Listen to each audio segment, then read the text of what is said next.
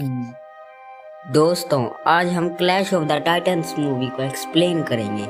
ये एक एडवेंचर से भरपूर मूवी है। आपको इस मूवी में बहुत सारे क्रिएचर देखने को मिलेंगे। होप है कि आप इस मूवी एक्सप्लेनेशन को लास्ट तक देखेंगे। मूवी के स्टार्टिंग में हमें एक मछुआरे का सीन दिखाया जाता है। मौसम बदलने के कारण उसके पास एक बॉक्स आता है। उसमें एक मरी हुई महिला के साथ एक छोटा बच्चा भी होता है जो अभी जिंदा होता है। मछुआरे को उस बच्चे पर तरस आता है। वह उसे अपने साथ ले जाता है और उसका नाम परसेस रखता है। अब आगे सीन दिखाया जाता है कि परसेस बहुत बड़ा हो चुका है।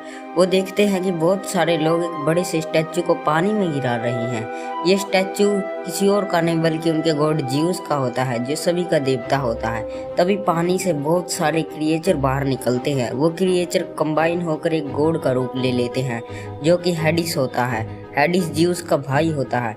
हेडिस सभी पर हमला कर देता है जिसमें परसियस तो बच जाता है लेकिन उसकी सारी फैमिली मारी जाती है।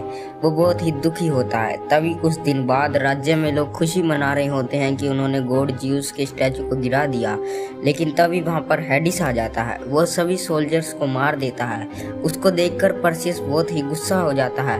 वह उसे बदला लेना चाहता था। वो हेडिस पर अटैक करने ही वाला था लेकिन एक लड़की उसे रोक लेती है और कहती है कि ये अभी सही समय नहीं है उसको मारने का। हेडिस क्वीन को मार देता है। वो सभी लोगों से कहता है कि 10 दिन बाद सूर्य ग्रहण लगेगा और वो सभी लोगों को मारने के लिए क्रैकन को भेजेगा। और अगर अपने आप को बचाना चाहते हो तो तुम क्वीन की बेटी राजकुमारी की बलि दे दो।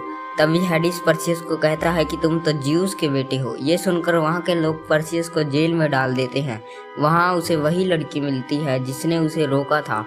वो अपना नाम लियो बताती है। वो कहती है कि तुम ज्यूस के बेटे हो।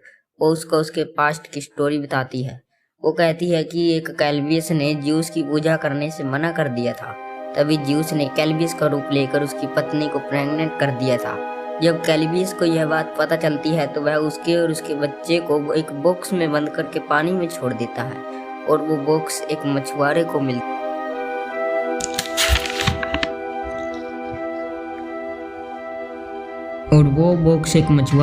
है। वो बच्चा तुम ही हो। तुम इंसान भी हो और गॉड भी हो। उस तरफ किंग राजकुमारी के सैक्रिफाइस के लिए बहुत ही दुखी था।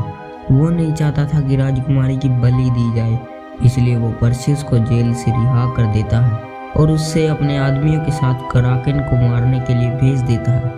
फिर हमें उस राजा को दिखाया जाए जिसने वर्षों पहले अपनी क्वीन ज्यूस के बेटे यानी परसियस को पानी में फेंका था। वो एक गुफा में रहता था और उसकी शक्ल काफ़ी खौफनाक होती है। हेडिस उसके पास जाता है और उससे कहता है कि तुम अब ज्यूस से बदला ले सकते हो। असल में हेडिस बुरा गॉड है। वो ज्यूस और परसियस को मारना चाहता है और खुद राज करना चाहता है।